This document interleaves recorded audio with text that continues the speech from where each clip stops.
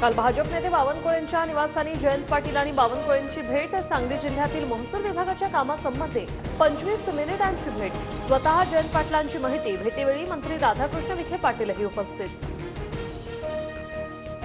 इतिहास अभ्यासक इंद्रजीत सावंतांना जीवे मारण्याची धमकी। प्रशांत कोरटकरने जीवे मारण्याची धमकी दिली, इंद्रजीत सावंत यांचा आरोप।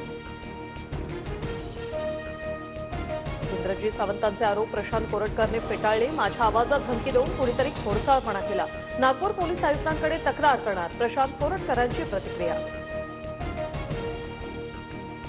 इंद्रजीत सावंत यांना आलेल्या फोन कॉलची चौकशी करा। मुख्यमंत्री फडणवीसांचे एसपींना फोन करून निर्देश।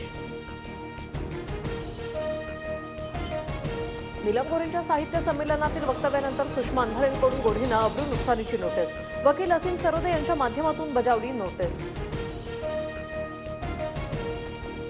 नाशिक जिल्हा सत्र न्यायालयाने कृषी मंत्री कोकाटे यांच्याबद्दलचा निकाल राखून ठेवला। 1 मार्चला सत्र न्यायालय निकाल देणार।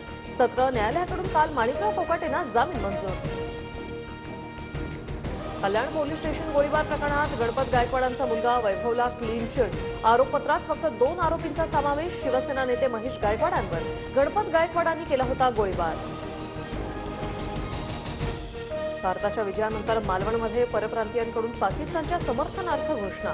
परप्रांतीय भंगार व्यावसायिकाच्या घोषणेनंतर स्थानिक आक्रमक। प्रशासनाकडून व्यावसायिकाच्या दुकानावर तोडक कारवाई।